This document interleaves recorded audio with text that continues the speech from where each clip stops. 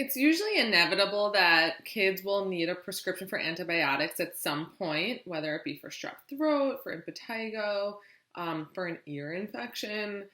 So just wanted to go over proper usage of the antibiotics and explain why us pediatricians prescribe them a certain way. Usually we'll give you a specific dose, and usually sometimes it's in teaspoons, but usually it's with a syringe and milliliters, mLs or cc's, which is the same thing. And you have to be sure to draw it up and administer it to your child accurately for a few reasons. We weight-based drugs that we prescribe.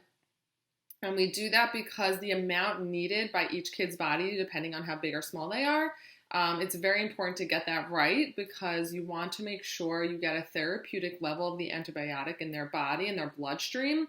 And we know based on the use of these antibiotics and the pharmacokinetics what that amount is. So we always calculate it properly for each child differently.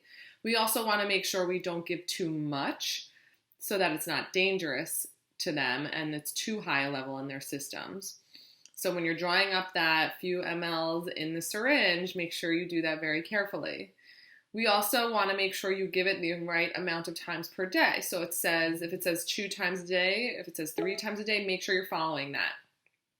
Reason for that is because you need to maintain a therapeutic level in their blood during the day for it to be effective and get at that bacteria that you're trying to get rid of.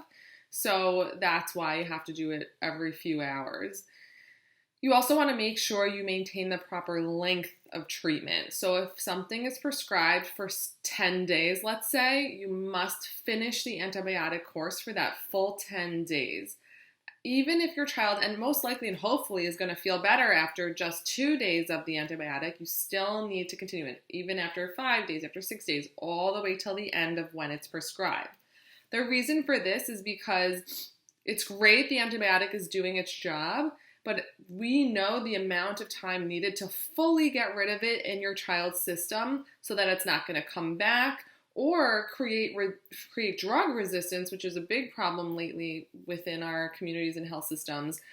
So that bacteria, if it sees only a little of the antibiotic, is going to say, you got nothing on me. I can recognize you now and change so that you're not effective anymore in my system.